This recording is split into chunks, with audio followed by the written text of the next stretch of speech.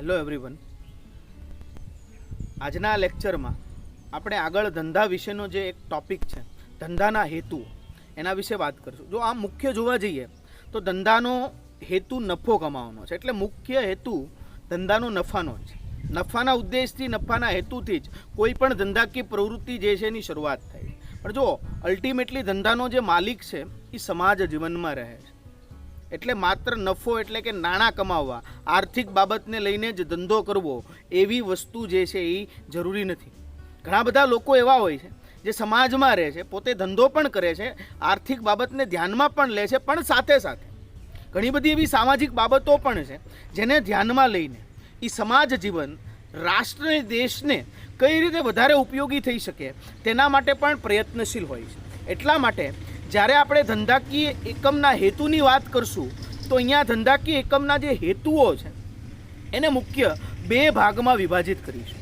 એક હેતુ છે આર્થિક હેતુ અને બીજો હેતુ છે સામાજિક હેતુ. તો સૌથી પહેલાં આપણે આર્થિક હેતુઓ વિશે વાત કરશું. આર્થિક હેતુમાં સૌથી પહેલો હેતુ નફાનો હેતુ, જે આપણે ઓલરેડી અત્યાર સુધી ચર્ચા કરી. હવે આપણને વસ્તુ જે છે એ બહુ વ્યવસ્થિત રીતે ક્લિયર છે કે ધંધાકીય પ્રવૃત્તિનો મુખ્ય હેતુ નફો કમાવાનો છે. નફાના ઉદ્દેશ વગર થતી તમામ પ્રવૃત્તિ, એમાં ભલે ધંધાના બીજા બધા લક્ષણો હોય પણ નફો નથી કે નફાનો ઉદ્દેશ નથી તો એ પ્રવૃત્તિ જે છે એને ધંધો કહેવાશે નહીં. કેમ કે ધંધો નફાના ઉદ્દેશથી જ થાય. ધંધો સફળ થાય છે કે નિષ્ફળ થાય છે નફા ઉપર જ આધારિત છે. ધંધાનો માલિક હંમેશા જ્યારે પણ ધંધાકીય પ્રવૃત્તિ હાથ ધરશે ત્યારે વધારે ને વધારે પ્રમાણમાં નફો કઈ રીતે કમાઈ શકે તેના માટેના જ એના પ્રયત્નો રહેશે. એટલા માટે અહીંયા એ વસ્તુ જે છે આપણે ખૂબ સમજવી જરૂરી છે કે નફો એ ધંધાનો મુખ્ય આર્થિક હેતુ છે. બીજું, સંપત્તિનું મહત્તમીકરણ અથવા તો સંપત્તિનું સર્જન. જો ટૂંકા ગાળામાં ધંધાનો માલિક ઈચ્છે કે એને પોતાના ધંધામાંથી નફો મળે, પરંતુ લાંબા ગાળે આ જ માલિક પોતાના ધંધાકીય એકમની મદદથી સંપત્તિ જે છે એના સર્જન માટેનો પ્રયત્ન કરશે. સંપત્તિમાં બધી જ બાબત, નાણાં પણ આવી ગયા, બેંક બેલેન્સ પણ આવી ગયું, સોના ચાંદીના એની પાસે ઘરેણાં હોય, જમીન હોય, ફેક્ટરી હોય, બિલ્ડિંગ હોય, ઘર હોય, આ તમામ બાબત જે છે એ સંપત્તિ કહેવાય છે. તો ટૂંકા ગાળાનો આર્થિક હેતુ નફો કમાવાનો છે, લાંબા ગાળા માટેનો આર્થિક હેતુ સંપત્તિના સર્જનનો છે. અન્ય હેતુઓ ત્રીજો છે આર્થિક હેતુ, જેમાં ધંધાનો સતત વિસ્તાર કરવો, ધંધાનો વિકાસ કરવો, બજારનું વિસ્તરણ કરવું, સાધનોનો મહત્તમ ઉપયોગ કરવો, ટેકનોલોજીનો વધારે ને વધારે પડતો ઉપયોગ, નવી વસ્તુ પેદાશનું સર્જન કરવું કે જેનાથી અલ્ટિમેટલી નાણાં મળે ધંધાકીય એકમને. એ બધા અન્ય હેતુઓ છે. તો આર્થિક હેતુની જ્યારે આપણે વાત કરશું ધંધાકીય એકમના, ત્યારે મુખ્ય ત્રણ આર્થિક હેતુ છે. એક નફાનો ઉદ્દેશ અથવા નફાનો હેતુ, બીજું સંપત્તિનું સર્જન અને ત્રીજું અન્ય હેતુ. હવે આપણે જોશું સામાજિક હેતુ. જેમ આપણે જોયું એમ ધંધાનું અસ્તિત્વ આજે સમાજને કારણે શક્ય છે. ધંધાની શરૂઆત કયો, ધંધાનો વિકાસ કયો કે ધંધાનો અંત કયો, સમાજમાં આવે છે. સમાજ વગર ધંધો શક્ય નથી અને ધંધાના વિકાસ વગર સમાજનો વિકાસ પણ શક્ય નથી. ધંધો અને સમાજ બે એકબીજા ઉપર આધારિત છે. તો એટલા માટે ધંધાના માલિકે માત્ર આર્થિક હેતુઓ માટે જ ધંધો નથી કરવાનો. આર્થિક હેતુ સિવાય પણ ધંધાના ઘણા બધા સામાજિક હેતુઓ છે જેને ધ્યાનમાં લઈને ધંધાના માલિકે પોતાની પ્રવૃત્તિ જે છે એ હાથ ધરવી પડશે. એમાં સૌથી પહેલો સામાજિક હેતુ છે સામાજિક જવાબદારીનો હેતુ. જેમ આપણે વાત કરીએ કે આજે સમાજ વગર ધંધો શક્ય નથી. ધંધાના અસ્તિત્વમાં, ધંધાના વિકાસમાં, ધંધાના અંતમાં સમાજનો ખૂબ મહત્ત્વનો ફાળો છે. સમાજના વિવિધ વર્ગો, ગ્રાહક આવી ગયા, એમાં કર્મચારી આવી ગયા, રોકાણકાર આવી ગયું, સરકાર આવી ગઈ, બરાબર, પુરવઠો પૂરો પાડનાર લોકો આવી ગયા. આ તમામ લોકો ધંધાને મદદરૂપ થાય છે. એટલે ધંધાની પણ એ સામાજિક જવાબદારી બને છે કે આ જે વર્ગો સમાજના આજે ધંધાને પોતાના વિકાસમાં, ધંધાની પર્ટિક્યુલર બાબતોમાં એટલો બધો ફાળો આપે છે, તો ધંધાના માલિકની પણ એ જવાબદારી બનશે કે કંઈક આ સમાજને પાછું આપવું. એ જે જવાબદારી છે એને સામાજિક જવાબદારી કહેવાય. જેમ કે ગ્રાહકને યોગ્ય ગુણવત્તાવાળી વસ્તુ વ્યાજબી ભાવે આપવી, કર્મચારીને સમયસર વેતનની ચૂકવણી કરવી, રોકાણકારને સમયસર વ્યાજ સહિત પોતાની રકમ પરત કરવી, સરકારને સમયસર કરવેરાની ચૂકવણી કરવી, સમાજ જીવનની જે કંઈ પણ જાહેર બાબતો છે, શિક્ષણ હોય, આરોગ્ય હોય, પર્યાવરણ હોય, આ તમામ બાબતો ઉપર પોતાની જવાબદારી નિભાવવી એને સામાજિક જવાબદારીનો હેતુ કહેવાય છે. તો એ પહેલો હેતુ થયો સામાજિક જવાબદારીનો હેતુ. બીજો સૌથી મહત્વનો હેતુ છે રોજગારીની તકો પૂરી પાડવી. કે આજે ધંધાનો માલિક જ્યારે ધંધાકીય પ્રવૃત્તિની શરૂઆત કરશે ત્યારે નાના પાયા ઉપર છે, પણ જેમ જેમ ધંધાનો વિકાસ થતો જશે, જેમ જેમ ધંધો આગળ વધતો જશે, તેમ એ જ ધંધાકીય માલિક વધારે ને વધારે લોકો માટે રોજગારીની તકોનું સર્જન કરશે. તો બીજો સૌથી મહત્વનો ધંધાકીય એકમનો સામાજિક હેતુ છે રોજગારીની તકોનું સર્જન કરવું. કે ભાઈ ધંધાકીય માલિકે પોતાના ધંધાનો દિવસે ને દિવસે સતત અને સતત વિકાસ કરીને વધુને વધુ પ્રમાણમાં રોજગારી ઊભી કરી સમાજના લોકો સુધી રોજગારી પૂરી પાડવી, રોજગારીની તકો પૂરી પાડવી એ પણ ધંધાનો એક સામાજિક હેતુ બનશે. તો એ બાબત પણ આપણે અહીંયા ખ્યાલમાં રાખવી પડશે, ધ્યાનમાં રાખવી પડશે. ગુણવત્તાયુક્ત વસ્તુ અને સેવાઓ પૂરી પાડવી. જો આજે ગ્રાહક જ્યારે ધંધા પાસે વસ્તુ કે સેવા ખરીદવા માટે આવશે ત્યારે દરેક ગ્રાહક, હું કે તમે પણ ગ્રાહક જ છીએ, આપણે ઘણી બધી વસ્તુની ખરીદી કરીએ છીએ ત્યારે આપણો ઉદ્દેશ એવો હોય કે ભાઈ હું જે પ્રાઇસ એટલે કિંમત ચૂકવું છું એ કિંમતને અનુરૂપ ગુણવત્તાયુક્ત વસ્તુ અને સેવા જે છે એ મને મળવી જોઈએ. એ ગ્રાહક તરીકે મારો હક છે, એવી મારી અપેક્ષા. તો દરેક ધંધાકીય એકમ જ્યારે ગ્રાહક તમારી પાસે વસ્તુ કે સેવાની ખરીદી માટે આવે છે તો દરેક ધંધાકીય એકમના માલિકે આ બાબત ધ્યાનમાં રાખવી જોઈએ કે ગ્રાહક સુધી ગુણવત્તાયુક્ત વસ્તુ અને સેવા જ પહોંચવી. જ્યારે ગ્રાહક સુધી ગુણવત્તાયુક્ત વસ્તુ અને સેવા પહોંચશે તો ગ્રાહકને સંતોષ મળશે. ફરી વખત તમારે ત્યાં એ ખરીદવા માટે આવશે, બીજા લોકોને પણ કહેશે કે ભાઈ આ ધંધાકીય એકમનો માલિક જે કંઈ પણ વસ્તુ અને સેવા પૂરી પાડે છે એ વસ્તુ અને સેવા ગુણવત્તાયુક્ત છે. તો ગુણવત્તાયુક્ત વસ્તુ અને સેવા પૂરી પાડવી એ પણ ધંધાનો એક હેતુ છે, ઉદ્દેશ છે. આગળ છે વ્યાજબી વેપારી રીત રસમો અનુસરવી. જો આજના સમયમાં હરીફાઈનો સમય છે, દરેકને નફો કમાવો છે, ઠીક છે, તો નફો કમાવાના હેતુથી ઘણા બધા ધંધાકીય એકમના માલિકો એવાય છે કે એવી રીતે ધંધાકીય પ્રવૃત્તિમાં જોડાય છે આજના સમયમાં કે અંતે જે કંઈ પણ ગ્રાહક છે એનું શોષણ કરીને, એટલે કે ડુપ્લિકેટ વસ્તુ આપે, ભેળસેળ કરે, MRP કરતાં વધારે પ્રાઇસ લે, ઠીક છે, તો આ તમામ બાબતો કાળા બજાર કરે, કૃત્રિમ અછત ઊભી કરે બજારમાં વસ્તુની, આ તમામ પ્રવૃત્તિના અંતે ધંધાકીય એકમનો માલિક નફો મેળવવા માટે પ્રયત્ન કરશે.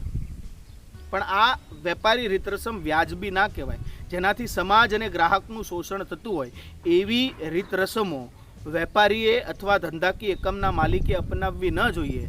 વ્યાજબી વેપારી રીતરસમ અનુસાર જે કંઈ પણ સમાજ છે, ગ્રાહક છે, એની પૂરી તકેદારી રાખીને આ તમામ પ્રવૃત્તિથી દૂર રહીને, જે ગેરવ્યાજબી છે, બિનજરૂરી એવી તમામ પ્રવૃત્તિ દૂર થઈને વ્યાજબી વેપારી રીતરસમો અનુસાર પોતાની ધંધાકીય પ્રવૃત્તિને આગળ લઈ જવી જોઈએ. એ પણ એક સૌથી મહત્વનો સામાજિક હેતુ કહેવાય છે દરેક ધંધાકીય પ્રવૃત્તિનો. બાકી અન્ય હેતુ છે કર્મચારી માટે કલ્યાણયુક્ત સુવિધા. સરકાર જે કંઈ પણ યોજનાઓ બનાવે છે, આર્થિક યોજનાઓ, એના સફળ અમલીકરણ માટે સરકારને મદદ. જ્યારે પણ દેશ ઉપર કોઈ પણ પ્રકારની કૃત્રિમ અથવા કુદરતી આફત આવે ત્યારે રાષ્ટ્રના વિકાસમાં એટલો જ ફાળો આપવો. આ બધા અન્ય હેતુઓ છે, સામાજિક હેતુ, કે જે ધંધાકીય એકમના માલિકે જ્યારે ધંધાકીય પ્રવૃત્તિની શરૂઆત કરશે ત્યારે ધ્યાનમાં રાખવા પડશે.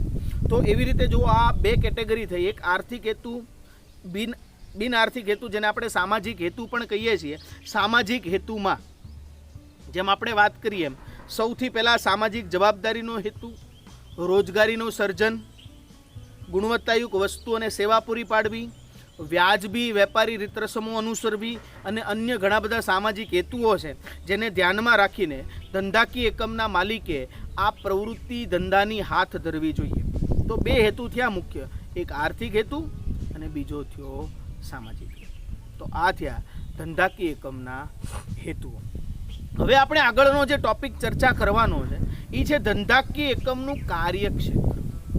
જો કાર્યક્ષેત્ર એટલે આપણે એમ કહીએ કે ભાઈ ધંધો તો બરોબર ચલો નફાના ઉદ્દેશથી થાય, વેપાર થતો હશે એમાં, બરોબર, એટલે કે ખરીદ વેચાણ થતું હશે, ખરીદનાર હશે કે વેચનાર હશે, નફાના ઉદ્દેશથી પ્રવૃત્તિ કરે છે, પણ કઈ સ્વરૂપમાં થશે, એમાં કઈ કઈ પ્રવૃત્તિનો સમાવેશ થશે જેને આપણે ધંધો ગણી શકીએ. તો જુઓ, જ્યારે ધંધાના કાર્યક્ષેત્રની વાત થશે ત્યારે ધંધાના કાર્યક્ષેત્રમાં મુખ્યત્વે 3 બાબતો જે છે એનો સમાવેશ થશે. સૌથી પહેલી બાબત છે વેપાર, બીજી બાબત છે વાણિજ્ય અને ત્રીજી બાબત છે ઉદ્યોગ. એમાં સૌથી પહેલાં આપણે વેપાર ટ્રેડ જેને આપણે કહીએ છીએ. વેપાર એટલે વસ્તુ કે સેવાના બદલામાં વસ્તુ કે સેવા અથવા નાણાંનું વિનિમય, એને આપણે વેપાર કહીશું. કે વેપાર એટલે એવી પ્રવૃત્તિ જેમાં મુખ્ય 2 પક્ષકારો છે. એક પક્ષકાર ખરીદનાર, બીજો પક્ષકાર વેચનાર.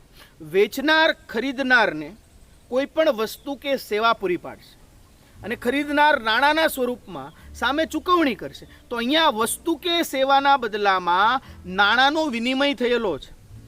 તો વસ્તુ કે સેવાના બદલામાં નાણાંનો વિનિમય અથવા કોઈ વસ્તુ કે સેવાના બદલામાં વસ્તુ કે સેવાનો, કેમ કે આપણને ખબર છે કે પ્રાચીન સમયમાં જ્યારે કોઈ નાણાંનું અસ્તિત્વ નહોતું ત્યારે પણ વેપાર તો થતો.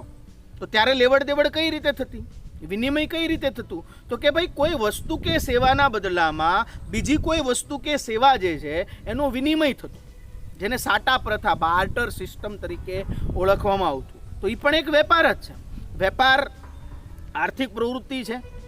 વેપારમાં 2 પક્ષકાર છે, એક ખરીદનાર અને બીજો વેચનાર. વેપાર જે છે એમાં અંતમાં નફો મળે છે. વેપારમાં જે કંઈ પણ લેવડ દેવડ વિનિમય થાય છે એ સાતત્યપૂર્ણ થાય, સતત થાય છે. એકવાર વિનિમય થયું, એકવાર લેવડ દેવડ થઈ તો એને આપણે વેપાર નહીં કહીએ. સતત જ્યારે થતું હશે આ વસ્તુ, બરાબર, ત્યારે જ આપણે એને વેપાર તરીકે ઓળખશું. તો વેપાર એવા પ્રકારની વસ્તુ છે કે જેમાં ધંધો જે છે એનો જો મુખ્ય બેઝ આમ જોવા જાવ ને તો વેપાર. તમે ધંધામાં શું કરવાનું હોય તો કે ભાઈ વેપાર કરવાનો. વેપાર એટલે શું? વસ્તુ વેચવાની છે, બરાબર. આપણે જ્યારે વસ્તુ વેચશું એટલે સામે ગ્રાહક વસ્તુ ખરીદશે અને આપણી 2 વચ્ચે જે 2 પક્ષકાર છે એના વચ્ચે લેવડ દેવડ થશે. તો આ જે લેવડ દેવડ થાય છે એ પછી વસ્તુ કે સેવાના બદલામાં નાણું હોય અથવા તો વસ્તુ કે સેવાના બદલામાં વસ્તુ કે સેવા હોય તો એ જે પ્રવૃત્તિ આગળ વધારવામાં આવે છે એને વેપાર કહેવાય. તો પહેલા કાર્યક્ષેત્રનો પહેલો મુદ્દો આપણે વેપાર તરીકે ગણશું. બીજું છે વાણિજ્ય, જેને આપણે કહીએ છીએ કોમર્સ. તમે કહો છો ને ભાઈ 12મા ધોરણમાં અથવા તો બીકોમમાં અત્યારે કોમર્સ સ્ટ્રીમમાં છું, વાણિજ્ય શાખામાં છું. તો આ વાણિજ્ય શું એ વસ્તુ જે છે એ આપણને ખબર હોવી જોઈએ. જો વાણિજ્ય, આપણે બધા જ્યારે વેપાર કરશે, કોઈ પણ વ્યક્તિને આપણે જોયા છે કે ભાઈ દાખલા તરીકે કોઈ એક સ્ટેશનરીનો માલિક છે, વેપાર શરૂ કરે છે, સ્ટેશનરી વેચે, સામેથી નાણાં મળે. પણ આપણે એ જ્યારે કોઈ કંપનીમાંથી, દાખલા તરીકે એ નવનીત પબ્લિકેશનમાંથી બુક્સ મંગાવે છે. હવે નવનીત પબ્લિકેશન પાસેથી એક સાથે બલ્કમાં મંગાવે. નવનીત પબ્લિકેશન એમ કહે છે કે ભાઈ પેમેન્ટ જે છે એ બેંક થ્રુ જ કરવું પડશે, ચેકથી કરવું પડશે. તો ક્યાં જવું પડશે? કઈ સેવા માટે? બેન્કિંગ માટે જવું. હવે નવનીત પબ્લિકેશનથી સ્ટેશનરીના માલિકના દુકાન સુધી વસ્તુ પહોંચાડવા માટે પણ સેવાની જરૂર પડશે. કઈ? વાહન વ્યવહાર.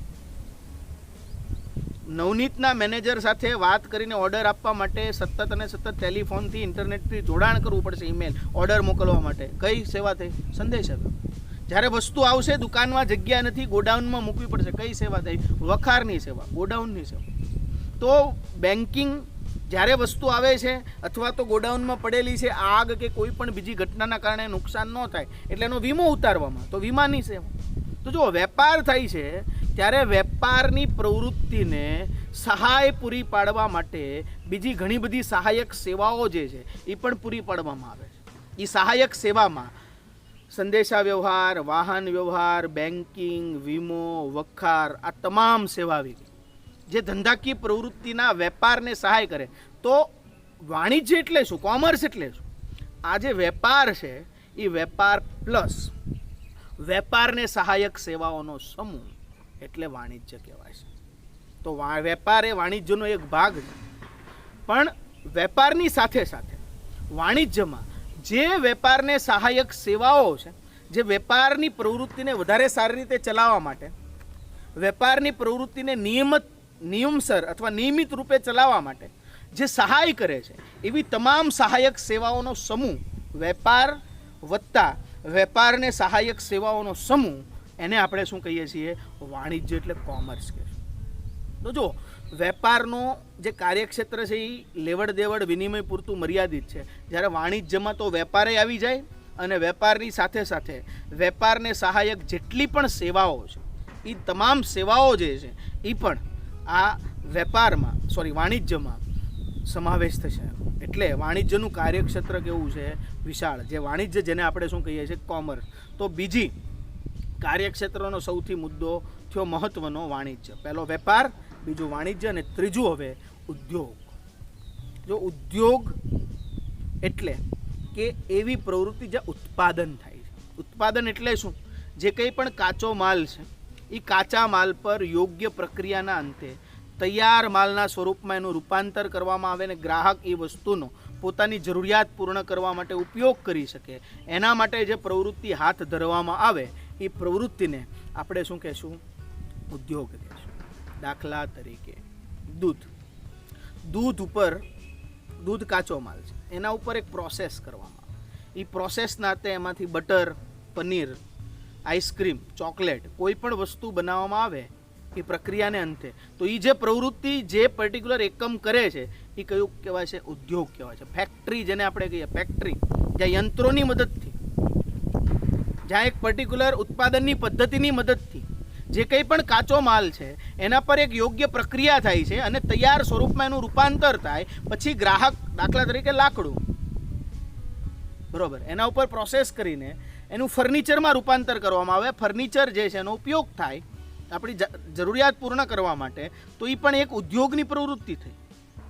ઘઉં છે, બરાબર, એના ઉપર પ્રોસેસ કરીને લોટ બનાવવામાં આવે, એના ઉપરથી બ્રેડ બટર તૈયાર થશે, બ્રેડ બિસ્કિટ તૈયાર થશે, બરાબર, તો એ પણ એક પ્રકારની ઉદ્યોગની પ્રવૃત્તિ છે.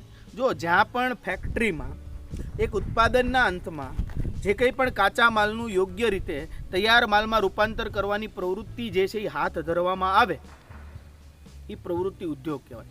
ઉદ્યોગ 3 પ્રકારના હોય. પ્રાથમિક ઉદ્યોગ કે ભાઈ ખેતી અને ખેતીને સહાયક એટલે કે કુદરતની નજીક જે કંઈ પણ પ્રવૃત્તિઓ થાય છે એ બધી પ્રાથમિક ઉદ્યોગમાં આવે. એમાં ખેતી આવી જાય, પશુપાલન આવી જાય, મરઘા બતકા ઉછેર કેન્દ્ર આવી જાય, મધમાખી ઉછેર કેન્દ્ર આવી જાય. ટૂંકમાં ખેતી અને ખેતીને સહાયક જે કંઈ પણ સેવાઓ અથવા પ્રવૃત્તિ છે આ તમામ જે છે એ પ્રાથમિક ઉદ્યોગમાં એનો સમાવેશ થશે. બીજું છે ગૌણ ઉદ્યોગ. તો જ્યાં યંત્રો, ટેકનોલોજીની મદદથી જે કંઈ પણ કાચો માલ છે એનું યોગ્ય પ્રક્રિયાને અંતે તૈયાર સ્વરૂપમાં રૂપાંતર કરવામાં આવે એવો જે ઉદ્યોગ છે એને ગૌણ ઉદ્યોગ કહેવાય છે.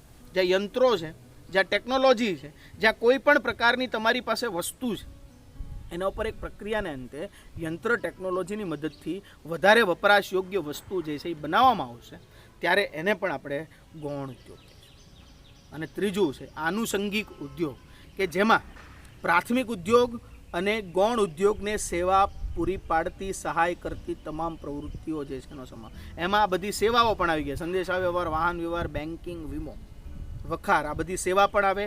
સાથે સાથે આ જે કંઈ પણ પ્રાથમિક અને ગૌણ ઉદ્યોગની વસ્તુઓ છે એને વધુ વપરાશ યોગ્ય બનાવવા માટે આ જે ઉદ્યોગ છે આનુષંગિક ઉદ્યોગ એને મદદરૂપ. તો ઉદ્યોગમાં 3 પ્રકાર, પ્રાથમિક ઉદ્યોગ, ગૌણ ઉદ્યોગ અને આનુષંગિક. એક ઉદાહરણ લઈએ, ત્રણેય ક્લિયર થાય કે ભાઈ ખેતી કરીને ઘઉંનું ઉત્પાદન કરવામાં આવે, પ્રાથમિક ઉદ્યોગ. એ ઘઉંને જે કંઈ પણ એક પર્ટિક્યુલર મશીન, ઘરઘંટી જેને આપણે કહીએ છીએ, એના ઉપરથી લોટ બનાવવામાં આવે તો એ ગૌણ ઉદ્યોગ. અને એ લોટમાંથી બ્રેડ, બિસ્કિટ, બરાબર, બનાવવામાં આવશે તો એ જે પ્રોસેસ થાય, એ જે વસ્તુ થશે એને આનુષંગિક ઉદ્યોગ કહેવાય છે. તો આ રીતે ઉદ્યોગ 3 રીતે હોય, પ્રાથમિક, ગૌણ અને આનુષંગિક. તો ધંધાના કાર્યક્ષેત્રમાં મુખ્ય 3 બાબતોનો સમાવેશ થશે: વેપાર, વાણિજ્ય અને ઉદ્યોગ. તો આ થયો તમારો ટોપિક, ધંધાના હેતુઓ અને ધંધાનું